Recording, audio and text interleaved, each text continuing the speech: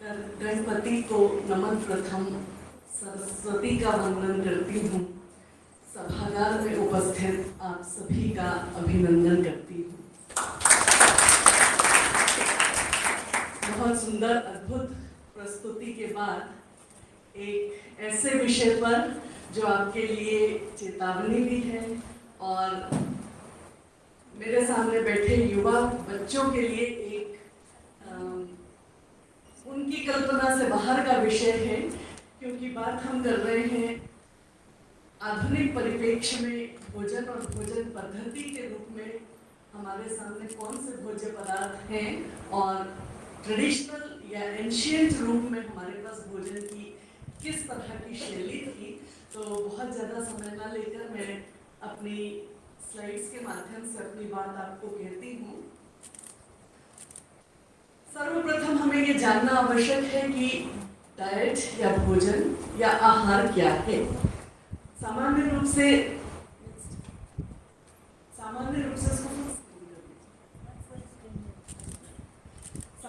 से यदि मैं आहार की बात करूं या डाइट की बात करूं, परिभाषा देने से पहले हमें थोड़ा सा पिछले उस पर देखना पड़ेगा कि ये डाइट शब्द कहाँ से आया है। तो डाइट शब्द काफी पुराना ग्रीक भाषा का एक डाइटिया वर्ड्स जो शब्द है उस शब्दावली से लिया गया है, जिसका सामान्य शब्दों में अर्थ जो होता है वो जीवन यापन करने के लिए आवश्यक तत्वों की या हमारी लाइफस्टाइल को अच्छे रूप में जीने के लिए जिन साधनों की आवश्यकता होती है उसमें भोजन एक महत्वपूर्ण साधन है। हम सभी हमेशा से जानते हैं कि हमारे जीवन की 3 आवश्यक या भौतिक जो आवश्यकताएं हैं उसमें भोजन, वस्त्र और आवास हमारी मूलभूत आवश्यकताएं हैं। पर यहाँ पर भ्रांति हमेशा से होती है कि भोजन या खाने वाली पदार्थ या जो पेय पदार्थ हैं उनको सम्मिलित रूप से जब लिया जाता है तो वह हमारा भोजन बनते हैं। आहार शास्त्री यहाँ पर विस्तृत व्याख्या करते हैं कि मुंह से लिया गया पेय या ठोस पदार्थ आहार है तो नहीं। कभी कभी हम इस प्रकार का भोज्य पदार्थ भी ले लेते हैं जो विषैला हो सकता है, पॉइजनस हो सकता है या हमारे शरीर के लिए अनुपयोगी हो सकता है। वस्तुतः यदि हम इसकी परिभाषा देखें तो परिभाषा के स्वरूप आहार या भोजन वे मौलिक तत्व हैं जो हमारे शरीर के लिए उपयोगी और शरीर के लिए निर्माण करता होते हैं। यहाँ पर स्पष्ट रूप से हम जब भोजन की परिभाषा को क्लासिफाई करते हैं तो इस डाइटरी डेफिनेशन में इम्पोर्टेंट बात आ जाती है कि वह भोजन पोषक तत्वों युक्त होना चाहिए या उस भोजन में पोषक तत्वों के नाम पे आप सभी जानते हैं कि हमारे शरीर के लिए कार्बोहाइड्रेट, प्रोटीन, वसा, विटामिन और खनिज तत्व जो होते हैं ये आवश्यक पोषक तत्व होते हैं। तो वह खाद्य पदार्थ या पेय पदार्थ जो इन पोषक तत्वों की पूर्ति करता हो वह आधुनिक या एंशिएंट, प्राचीन कहूँ, ट्रेडिशनल कहूँ तो पुरातन से लेके वर्तमान पद्धति में भोज्य पदार्थों की कैटेगरी या क्लासिफिकेशन में वही तत्व सम्मिलित हैं जो हमारे शरीर का निर्माण करते हैं और शरीर को बीमारियों से रहित रखते हैं। नेक्स्ट, इनके साथ साथ और बहुत सारी डेफिनेशंस हैं जिसको डिक्शनरी की डेफिनेशन में या मेडिकल साइंस की डेफिनेशन में अलग अलग तरह से परिभाषित किया है। बात करें जो आज का मूल विषय है कि हमारी एंशिएंट डाइट और मॉडर्न डाइट में क्या अंतर आ गए हैं। एंशिएंट डाइट की यदि हम बात करें तो मॉडर्न डाइट से ये काफ़ी भिन्न है। एंशिएंट डाइट में वे सारे भोज्य पदार्थ में पोषक तत्व तब भी वही थे और आज भी वही हैं। केवल भोजन का स्वरूप, हमारी लाइफस्टाइल पैटर्न या हमारे भोजन ग्रहण करने की विधियों और प्रारूप में अंतर आया है, जिसके कारण हम आज सारी सुविधाओं के बाद भी पुरातन काल के तुलना में यदि देखें तो कहीं ना कहीं अस्वस्थ या डिजीज्ड ज़्यादा है। उसका मूल कारण या बेसिक रीजन जिसको यदि मैं कहूँ तो खान पान की हमारी आवश्यकताओं में परिवर्तन और उन पर आवश्यकताओं के तहत उसको को यदि हम अपने शरीर में सही समय और सही वातावरण में स्थापित नहीं कर पाते हैं तो शरीर निर्मित होने के बाद भी कहीं ना कहीं डिजीज कंडीशन या डिटीरियोरेशन की स्थिति में चला जाता है।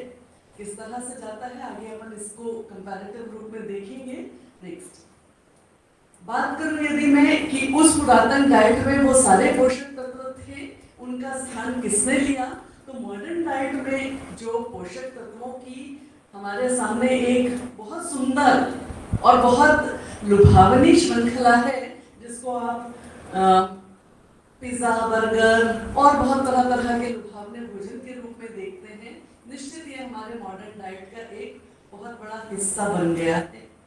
और यही सबसे ज्यादा हमारे शरीर के लिए निरुपयोगी या जो है हमारे स्वास्थ्य को हानि करने वाला है। इसमें बात करूं मैं कि मॉडर्न डाइट में किस चीज की अधिकता हो गई है, तो शुगर इंटेक बढ़ गया है, कहीं ना कहीं उसमें प्रिजर्वेटिव्स का बहुत ज्यादा इस्तेमाल होने लगा है, हमारी जो खान पान की शैली है उसमें परिवर्तन आ गया है, कहीं ना कहीं जो हमारे फैट्स ऑयल्स जो हम पुरातन समय में प्योर चीज़ों की तरफ या ऑर्गेनिक चीज़ों की तरफ या नेचुरल चीज़ों की तरफ ज़्यादा आश्रित थे, आज हम वही कृत्रिम और आर्टिफिशियल चीज़ों की ओर ज़्यादा प्रेरित हो गए हैं। जितनी भी लुभावनी चीज़ें हैं, जिसको मैं नेक्स्ट अगली स्लाइड में बोलती हूँ कि ये जंक फूड है, तो जंक फूड ही ये सारे भोज्य पदार्थ हैं जो मॉडर्न डाइट का एक सब्स्टिट्यूट हो गए हैं।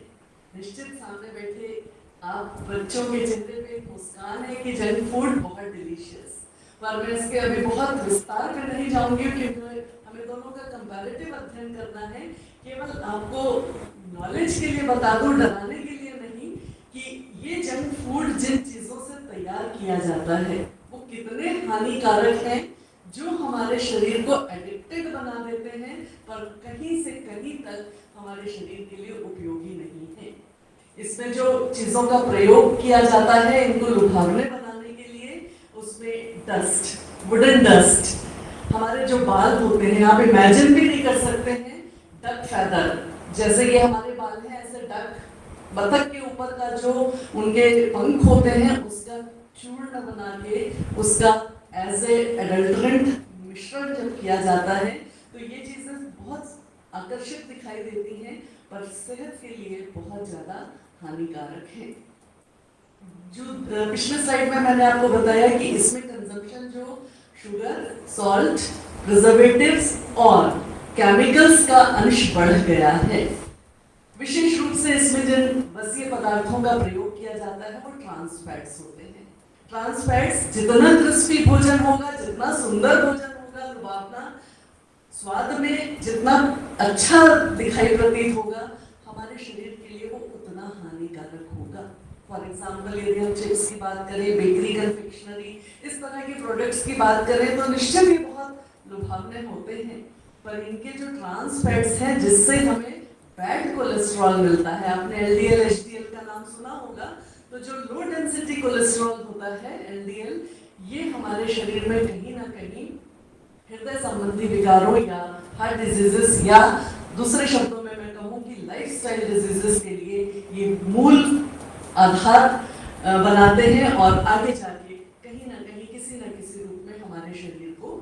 बीमारी ग्रसित कर देते हैं। तो मॉडर्न और एंशिएंट डाइट में सबसे ज़्यादा, सबसे बड़ा अंतर और सबसे बड़ी जो एक अस्वस्थ शैली हमारे सामने आई है वो इन्हीं पोषक तत्वों या इन कृत्रिम और आर्टिफिशियल सब्सटेंसेस की उपस्थिति के कारण आई है। नेक्स्ट, अब बात हम करते हैं कि यदि हम इन हेल्दी फूड्स और जंक फूड्स के माध्यम से, हेल्दी फूड मतलब जो हमारी एंशिएंट डाइट का पार्ट है,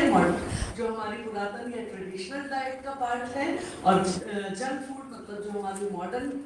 लाइफस्टाइल के जो ईटिंग पैटर्न्स और ईटिंग सब्स्टिट्यूट्स हो गए हैं, उनका हम थोड़ा सा कंपैरेटिव देख लें।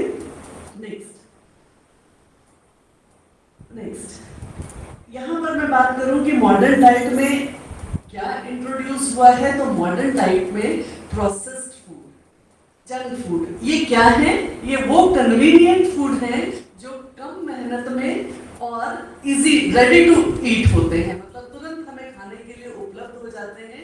और जंक, जैसा इसका नाम ही है, जंक का मतलब होता है न्यूट्रिशनली या पोषक तत्वों की दृष्टि से यदि हम देखें तो ये पोषणहीन भोज्य पदार्थ माने जाते हैं। डाइटरी या हम अपने न्यूट्रिशन की डेफिनेशन में देखते हैं कि ये जंक फूड केवल और केवल हमारे जो जिस प्रकार हम अपने घर का वेस्टेज एक डस्टबिन में रखते हैं, ये जंक फूड ठीक हमारे बॉडी रूपी डस्टबिन में स्टोर हो जाते हैं, जो हमारे हृदय को, ये हम सभी जानते हैं कि भोजन बेशक आमाशय और आंत द्वारा पचाया जाता है, पर अल्टीमेटली ब्लड स्ट्रीम के माध्यम से उन पोषक तत्वों का पूरे शरीर में संवहन होता है और वहीं से हमारे शरीर को एनर्जी और विटामिन्स और मिनरल्स की प्राप्ति होती है, चाहे हम सोती हुई अवस्था में हो, चाहे हम जागृत अवस्था में हो। पर ये जंक फूड हमें इस प्रकार का ट्रांसपोर्टेशन या संवहन संभव नहीं कराता है। ये केवल एक तरह का गार्बेज या डस्टबिन के रूप में इकट्ठा किया हुआ हमारे शरीर में विषैला पदार्थ है, इसलिए ये पाचन के बाद शरीर को पोषण ना देकर विष प्रदान करता है। मॉडर्न डाइट के साथ यदि हम थोड़ी सी लाइफस्टाइल की भी बात करें तो ट्रेडिशनल डाइट में जो भी भोज्य पदार्थ लिए जाते थे, उनके जो इंग्रेडिएंट्स होते थे वो नेचुरल होते थे, मतलब उसको मौसम के विपरीत प्रयोग में नहीं लाया जाता था, उसे किसी भी क्षेत्र या किसी भी रीजन के आधार पर ही पैदावार के रूप में उपजाया जाता था और उसी का सेवन करते थे। आज हमारे सामने आधुनिक जीवन में, मॉडर्न लाइफ में मॉल टेंडेंसी आ गई है। बड़े बड़े हमारे पास डिपार्टमेंटल स्टोर हैं जिनमें चाहे मैं फल सब्जियों की बात भी कहूँ तो वो बहुत लुभावने दिखाई देते हैं, पर वो सब आर्टिफिशियली प्रिजर्व्ड हैं। जब हम किसी भी मौसम के अनुकूल या किसी भी क्षेत्र के अनुकूल किसी वस्तु की प्राप्ति चाहते हैं, किसी भोज्य पदार्थ की प्राप्ति चाहते हैं, तो निश्चित वो उपलब्ध तो है हमें, पर हमारे अपने क्षेत्र के लिए या हमारे अपने शरीर के लिए वो उपयोगी नहीं बच जाती। फॉर एग्जाम्पल, यदि अभी हम गर्मी के मौसम की बात करें तो इस समय जो तरबूज, खरबूज, जितने भी वाटर कंटेनिंग फ्रूट्स हैं वो उपयोगी हैं, पर यदि हम बहुत लुभावने रूप में एक ऐसे फल की बात करें जो हमारे क्षेत्र में उपलब्ध नहीं है, पर हमने मॉल से लेकर खा लिया और हम सो कॉल्ड मॉडर्न हो गए, तो आहार की दृष्टि से ये कहीं भी उपयोगी नहीं है, क्योंकि महंगा है, लुभावना है, दिखने में सुंदर है, हमें अट्रैक्ट कर रहा है, पर हमारे शरीर के लिए इसकी कोई भी आवश्यकता नहीं है। गर्मी के मौसम में यदि नेचर में हमें वाटर जो पानी या जलांश वाले खाद्य पदार्थों की, फल और सब्जियों की उपलब्धता कराई है, तो निश्चित हमारे शरीर की आवश्यकता वही है। इस समय में आपको मूंगफली या तिल या इस तरह की गचक ऐसी चीजें नहीं आकर्षित करेंगी, क्योंकि हमारे शरीर को पानी की आवश्यकता ज्यादा है, पसीने के रूप में, एक्सक्रीशन के रूप में जलांश हमारे शरीर से निकल गया है, तो इसलिए नेचर ने हमें यहाँ जो फल और सब्जियाँ उपलब्ध कराई हैं, चाहे वो हम तुरई के रूप में बात करें, लौकी के रूप में, आप देखिए इस समय जो सब्जियाँ भी उपलब्ध हैं वो सब वाटर कंटेनिंग है, क्योंकि हमारे शरीर के वाटर साइकिल को मेंटेन करने के लिए शरीर की वो डिमांड है। अब इसके विपरीत यदि हम अपने शरीर की डिमांड को इग्नोर करते हुए फैटी मटेरियल या जंक फूड या मॉडर्न डाइट की तरफ जाते हैं, तो यहाँ अपने आप में उसकी उपयोगिता जो है वो समाप्त हो जाती है, क्योंकि हमारे शरीर की रिक्वायरमेंट इस समय फैट और फैटी मटेरियल की नहीं है। नेक्स्ट, तो हमें ध्यान देना है कि इन डाइटरी कंडीशंस में हमें किस प्रकार का भोजन लेना है, तो निश्चित हमें अपने शरीर को और हमारे मानसिक शारीरिक विकास के लिए, या यूँ कहूँ कि जो भोजन के रूप में हमारे शारीरिक, मानसिक, मनोवैज्ञानिक, सामाजिक सभी प्रकार के कार्य जो होते हैं वो एक बैलेंस डाइट के माध्यम से होते हैं, जिसमें हमें फूड पिरामिड के बारे में थोड़ी सी जानकारी होनी चाहिए कि हमारे पिरामिड में जो मौलिक आवश्यकताएं हैं वो कार्बोहाइड्रेट, प्रोटीन्स, फैट, विटामिन्स और मिनरल्स की होती हैं। इनको यदि हम फूड ग्रुप्स में चेंज करें या इसका परिवर्तन हम भोज्य समूहों में करते हैं तो हमारे पास अनाज का समूह होता है, दालों का समूह होता है, फल और सब्जियों का समूह होता है, दूध और दूध से बने पदार्थों का, और fat and oil with sugar content. Pyramid नीचे से ऊपर की तरफ चलता है। टॉप में हम फैटी कंटेंट और शुगर कंटेंट वाले खाद्य पदार्थों को रखते हैं और बेस में हम प्रोटीन प्रोडक्ट्स को रखते हैं, क्योंकि हम सभी जानते हैं हमारे शरीर में जो बॉडी बिल्डिंग या वियर टियर का काम होता है, समय समय पर जो टूट फूट हो रही है, उस टूट फूट में हमारे जो टिश्यू डैमेज होते हैं उनके पुनः निर्माण के लिए या उनकी मेंटेनेंस के लिए प्रोटीन जो होता है ये बेसिक न्यूट्रिएंट होता है, इसलिए प्रोटीन को हम बेस में रखते हैं। ये सबसे ज्यादा हमारे शरीर के लिए आवश्यक होता है। और फिर यहाँ कंपैरेटिव में कहूँ कि मॉडर्न डाइट में प्रोटीन की लगभग डेफिशिएंसी होती है, विटामिन की लगभग डेफिशिएंसी होती है। उसमें मेजर जो फूड ग्रुप होता है वो कार्बोहाइड्रेट और फैट ग्रुप का होता है, जिसकी हमें आवश्यकता तो है, परंतु उसकी आवश्यकता के साथ हमें सप्लीमेंट्री न्यूट्रिएंट्स नहीं मिलते हैं, इसलिए ये हमारे शरीर पर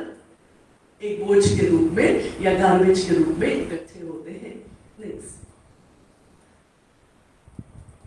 ये हमारी रिक्वायरमेंट हमारे शरीर की ट्रेडिशनल और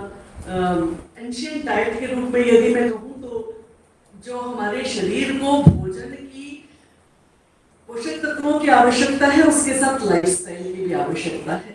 पुराने समय में हम देखते थे कि भोजन जो होता था ये रसोई घर में बैठकर, चौके पे बैठ के, चौकी के रूप में या धरातल पर बैठकर, भूमि पर, फर्श पर बैठकर सामने बहुत अच्छे ढंग से परोसा जाता था। उस परोसने में और उस भोजन को ग्रहण करने में जो स्वाद की वृद्धि होती है वह हमारे शरीर में कहीं ना कहीं मानसिक संतोष और मेंटल डेवलपमेंट के लिए बहुत आवश्यक होती है। क्यों? क्योंकि हम यदि डाइटरी रूप में अपने बॉडी के पार्ट्स की बात करें तो हमारे मस्तिष्क में दो सेंटर होते हैं, एक होता है हंगर का सेंटर और एक होता है एपेटाइट। हंगर एंड भूख और शुद्धा दोनों अलग अलग चीजें हैं। भूख लगती है तो उस समय हमें लौकी गिलकी भी मिल जाए तो बहुत स्वाद लगेगा, बहुत अच्छा लगेगा, क्योंकि भूख है और शरीर को बहुत ज्यादा डिमांड है। पर जब डिमांड नहीं होती तब आप बहुत अच्छा भोजन भी सामने रखेंगे, लेकिन वो गिलकी और लौकी के रूप में होगा तो वो अपील नहीं करेगा, क्योंकि उससे हमारी एपेटाइट तो, हंगर तो शांत हो गई पर एपेटाइट रिलैक्स नहीं हो पा रही है। एपेटाइट हमारे भोजन की एक हमारी जो आवश्यकता है उसके ऊपर वाली चीज है कि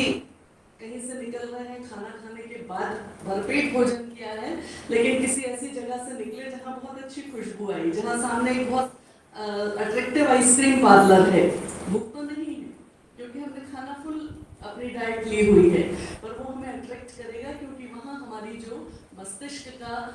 एपेटाइट सेंटर है वो इतना ज्यादा उत्तेजित हो जाता है कि हमें वो ग्रहण ही करना पड़ता है, या उसके लिए हम अपने आकर्षण को समाप्त नहीं कर सकते हैं। तो ट्रेडिशनल डाइट में बैठना, आसन, माहौल, ये सारी चीजें, वातावरण जो बनता था ये हमारे बॉडी बिल्डिंग के लिए बहुत जरूरी और इम्पोर्टेंट फैक्टर होता था। हम डाइटरी पैटर्न बहुत सुंदर रख लें, बहुत अच्छा रख लें। कभी आप यदि आपके घरों में आपने इसको अनुभव किया होगा या आगे आप अनुभव करेंगे कि एक ही रसोई है, एक ही किचन है, उसमें माँ के हाथ से बना हुआ खाना और एक कुक या मेड के हाथ से बने हुए खाने में बहुत अंतर होता है। हमारे किचन की भौतिक संरचना वही है, आवश्यकता वही है, सब चीजें वही हैं, लेकिन केवल स्टाइल बदल गई है, जिसके कारण भोजन का बहुत सारा हमारे शरीर में जो एब्जॉर्प्शन होना था वो उस रूप में नहीं हो पाता। नेक्स्ट, तो हमें ट्रेडिशनल और मॉडर्न फूड की जो है डेफिनेशन के आधार पर रिक्वायरमेंट समझ आई। नेक्स्ट, अब हम बात करते हैं कि किस प्रकार मॉडर्न डाइट जो है ये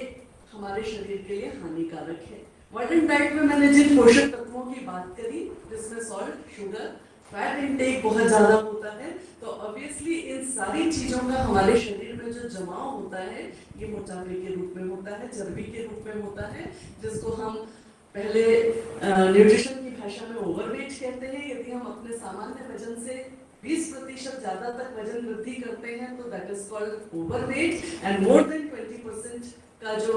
इंक्रीमेंट होता है दैट इज कॉल्ड ओबेसिटी। और ओबेसिटी हमारे शरीर के एक विकार के रूप में उत्पन्न होती है, लेकिन अपने साथ साथ वो अन्य बीमारियों को लेकर आ जाती है। और वो लाइफस्टाइल डिसऑर्डर्स जो हैं, वो डायबिटीज, हाइपरटेंशन,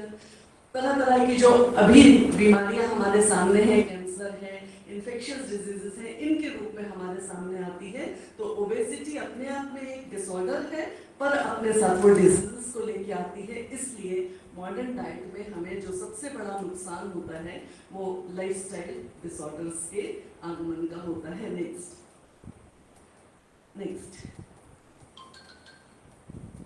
ट्रेडिशनली यदि हम बात करें तो जो हमारी एंशियंट डाइट थी that is free from diseases थी, क्योंकि उसमें ऑर्गेनिक फूड्स थे, नेचुरल फूड्स थे, इसलिए वहाँ बीमारियों का हमारे शरीर में जो प्रवेश होता था वो कम होता था। और वर्तमान समय में जो मॉडर्न डाइट है ये विद डिजीजेस हमारे शरीर में एंटर करती है। कारण यही कि जो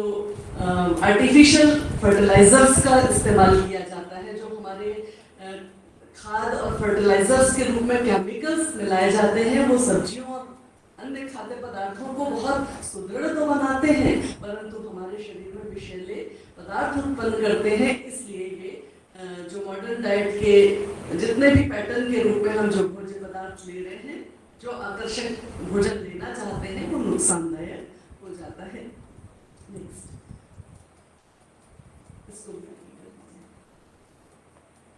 मुख्य बात आती है कि हमारे शरीर में भोज्य पदार्थों का क्या रोल होता है। तो पिछले 2 सालों से हम जो जिस त्रासदी के रूप में कोरोना काल से गुजरे हैं, हम सभी जानते हैं कि हमारा इम्यून सिस्टम वीक होने के कारण हमने इस तरह की बीमारियों से लड़ने की क्षमता कहीं ना कहीं खत्म कर दी है।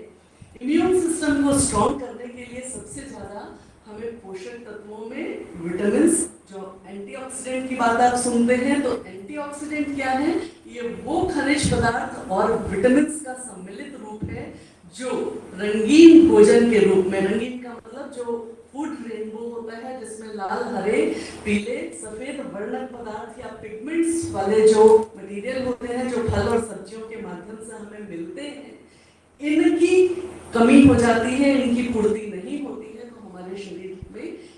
स्ट्रॉन्ग इम्यून सिस्टम निर्मित नहीं हो पाता है। और इम्यूनिटी लो होने से बीमारियों की पकड़ और बीमारियों का प्रवेश हमारे शरीर में बहुत ज्यादा हो जाता है।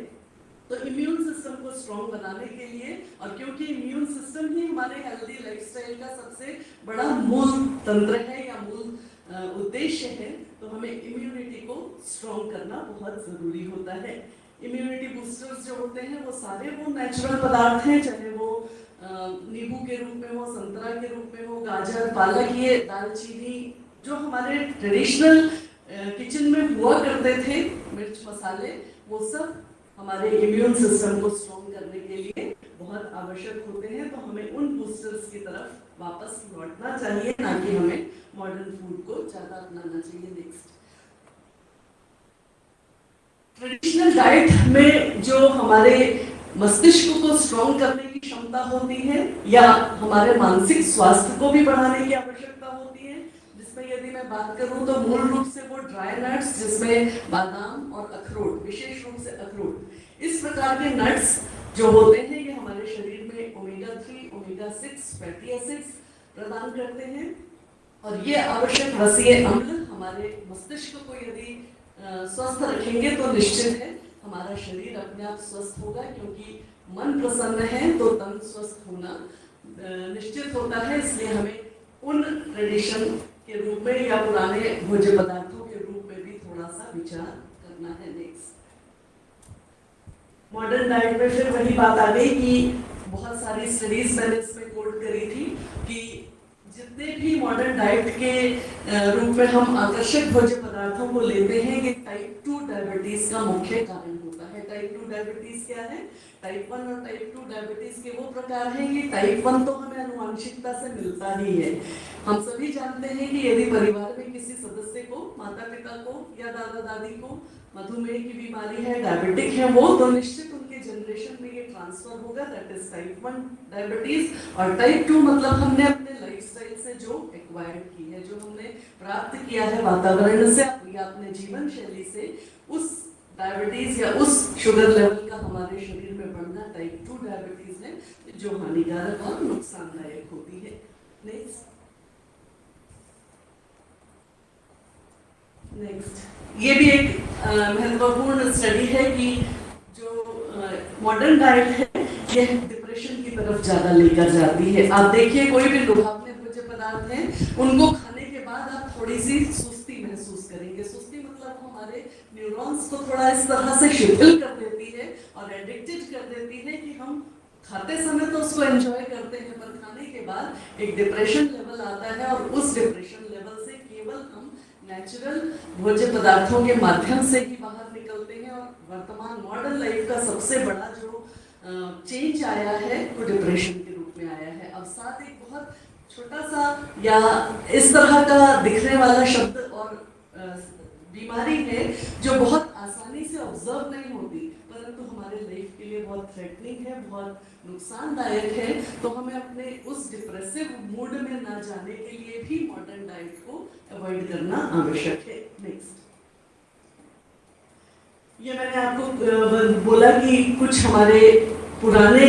भोज्य पदार्थों में या मॉडर्न डाइटरी पैटर्न में ये इम्पॉर्टेंट चीजें हैं, जैसे गाजर है या सभी प्रकार की दालें हैं, पालक है, दालचीनी, लौंग। हमें अपने देसी फूड्स या पुराने भोजन पर लौटना आवश्यक है, क्योंकि ये सभी वो इम्यूनिटी बूस्टर फूड्स हैं जो कहीं ना कहीं हमारे शरीर में एंटीऑक्सीडेंट्स को उत्पन्न करते हैं या उनको मोटिवेट करते हैं। और इस प्रकार के भोज्य पदार्थों के ग्रहण करने से हमारा शरीर रोगों से निरोग रह सकता है या हम फाइटिंग स्पिरिट में अपने आप को स्ट्रॉन्ग बना सकते हैं। Next, rainbow of the plate मतलब हमारे भोजन में जो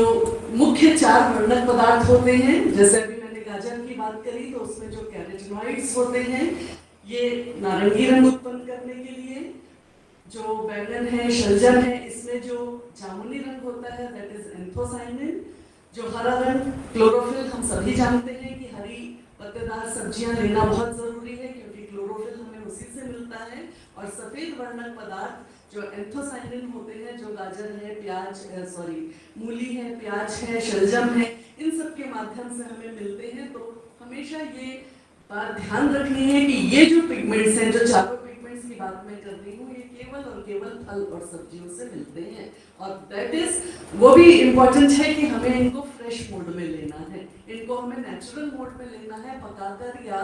इनको विभिन्न रूपों में परिवर्तित करके यदि हम लेते हैं तो पोषक तत्वों की हानि होती है, क्योंकि इसमें सबसे ज्यादा जो विटामिन कंटेंट है ये वाटर सॉल्युबल होता है, वोलेटाइल होता है। तो इनका जब हम पानी में काट के रखना या धो के रखना या बार बार इसको छील के रख के और समय के बाद खाना, तो इसमें जो वोलेटाइल न्यूट्रिएंट्स हैं, जो वाष्पीकृत होने वाले न्यूट्रिएंट्स हैं, वो समाप्त हो जाते हैं और फिर हमें उसमें किसी प्रकार के विटामिन की प्राप्ति नहीं होती है। और विटामिन ही हमारे एंटीऑक्सीडेंट का सबसे बेस होते हैं, इसलिए हमें अपने प्लेट में इस प्रकार के रेनबो को रखना जरूरी होता है। नेक्स्ट, कुछ और वो है, समय की थोड़ी सी पाबंदी है, कुछ टिप्स हैं न्यूट्रिशन थेरेपी के रूप में कि हमें भोजन के साथ साथ अपने खाने के पैटर्न को, मतलब भोजन को बहुत धीरे चबाकर, जिसको हम 32 बार चबाना कहते हैं, क्योंकि इसका 32 बार चबाने से मुख्य मतलब ये है कि कार्बोहाइड्रेट यदि हम पूरी तरह से अपने माउथ कैविटी में फ्रेश नहीं करते हैं तो जो लार में टाइलिन नामक एंजाइम होता है वो उत्पन्न नहीं होता, और कार्बोहाइड्रेट केवल और केवल हमारी लार या सलाइवा से ही डिग्रेड होना शुरू होता है। और यदि ये इसका माउथ कैविटी में अच्छी तरह से ब्रेकडाउन नहीं होगा तो ये हमें एनर्जी नहीं दे सकेंगे। इसलिए जितना धीमी गति से खाना खा सके, जितना एंजॉय कर सके अपने भोजन को और अपने सेटिस्फेक्शन लेवल को जितना भोजन के रूप में बढ़ा पाएंगे, उतना ज्यादा हम हेल्दी और स्वस्थ रहेंगे। नेक्स्ट, तो हमें भोजन के साथ साथ इन चीज़ों को भी ध्यान रखना है। चाय कॉफ़ी जिसमें कैफीन होते हैं, चॉकलेट, कोको, ये सारी चीज़ें जो कैफीन उत्पन्न करती हैं, ये कहीं ना कहीं हमारे नर्वस सिस्टम को शिथिल भी करती हैं। मोमेंटरी तो एनर्जी देती हैं, लेकिन कंटिन्यूएशन इनका उपयोग जो होता है ये हमें एडिक्टेड कर देता है और यहीं से अवसाद का एक कारण भी शुरू होता है। तो मेंटल हेल्थ को बूस्ट करने के लिए 1 और 2 कप चाय और कॉफ़ी पर्याप्त है, लेकिन इससे ज़्यादा का एडिक्शन जो होता है ये न्यूट्रिशन की दृष्टि से यदि मैं देखूं तो शरीर के लिए अनुपयोगी हो जाता है। नेक्स्ट, अखरोट और बादाम की बात, ड्राई फ्रूट्स की मैंने आपको बात बताई कि ये ओमेगा 3 फैटी एसिड्स के लिए सबसे अच्छे और समृद्ध स्रोत होते हैं। और कुदरत की बनावट भी देखिए कि एक अखरोट को यदि आप थोड़ा सा एनालाइज करें, कंपेयर करें, तो इसकी आकृति हमारे मस्तिष्क की तरह ही होती है। तो मेंटल हेल्थ के लिए अखरोट का सेवन, और यदि हम सुबह खाली पेट कर सकें तो ये बहुत उपयोगी होता है, क्योंकि इस समय जो प्लेटफॉर्म हमारे शरीर को मिल जाता है वो दिन भर की एनर्जी को बूस्ट करके रखने के लिए पर्याप्त होता है। तो इसको आप एज ए ब्रेकफास्ट या एज ए अपने नाश्ते का एक पार्ट बनाते हुए इनका सेवन प्रारंभ करें। नेक्स्ट, मुख्य बात आती है कि एंशिएंट और मॉडर्न डाइट में क्या अंतर है। तो हम बेशक मॉडर्न लाइफ में है, रॉकेट साइंसेस हमारे सामने है, बहुत साइंस ने प्रगति करी है, लेकिन स्टिल हम अगर भोजन के रूप में कंपेयर करें तो हेल्दी या एंशिएंट फूड जो है ये बहुत उपयोगी है। और जो मॉडर्न डाइट के रूप में पिज़्ज़ा, बर्गर और भांति भांति के लुभावने भोजन है वो बहुत फायदेमंद नहीं है। नेक्स्ट, आप अपने आप को तंदुरुस्त बनाने के लिए थोड़ा सा व्यायाम, थोड़ी सी अपनी जो दिन भर की शैली, जो हमारी दैनिक अति व्यस्त शैली है उसमें हम कहीं ना कहीं जो डलनेस लाते हैं वो व्यायाम की कमी से लाते हैं। क्योंकि नेक्स्ट उसमें आप देख रहे होंगे कि बच्चे जो है टीवी के सामने, मीडिया के सामने, और आजकल हमारे सामने मीडिया का इतना चलन है कि हम पूरी रात उसमें निकाल दें तो कोई अतिशयोक्ति नहीं है। सूर्यास्त के समय हम अपना दिन प्रारंभ करते हैं और सूर्योदय के समय हम सोते हैं। अधिकांश बच्चे इस प्रैक्टिस के आदी हो गए हैं, तो हमें इससे बचना है, क्योंकि कहीं ना कहीं ये हमारे शरीर के लिए बहुत हानिकारक है। नेक्स्ट, ये सब करने के बाद मॉडर्न डाइट से ट्रेडिशनल डाइट पे लौटने के बाद निश्चित हमारा जो शरीर और मस्तिष्क है ये काम अनुकूल रहेगा, एक इस प्रकार की अवस्था में रहेगा जो आप योग अभ्यास, ध्यान और विभिन्न चीज़ों से प्राप्त करते हैं। उसमें डाइट की आहुति भी एक बहुत बड़ी आहुति होती है। तो ये सारी चीज़ें हमें काम, कूल और हैप्पी लाइफ की ओर प्रेरित करती हैं। नेक्स्ट, तो इन सारी बातों के साथ मेरा कहना यही है कि मॉडर्न डाइट पर जाइए आप, लेकिन उसको केवल एक एंजॉय करने के लिए वंस इन अ मंथ उसका सेवन करें, पर बाकी के 28 दिनों में आप अपने मौलिक भोजन को, ट्रेडिशनल भोजन को, अपने एंशिएंट भोजन को एंजॉय करें, तो निश्चित आप स्वस्थ रहेंगे, प्रसन्न रहेंगे, और स्वस्थ और प्रसन्न जीवन ही हमारी लंबी और पूर्ण आयु के लिए एक बहुत महत्वपूर्ण बेस या नींव होती है। तो इसको आप मेंटेन करें। आप सभी स्वस्थ, प्रसन्न और आनंदित रहें। इन्हीं मंगल कामनाओं के साथ मैं अपनी वाणी को विराम देती हूँ।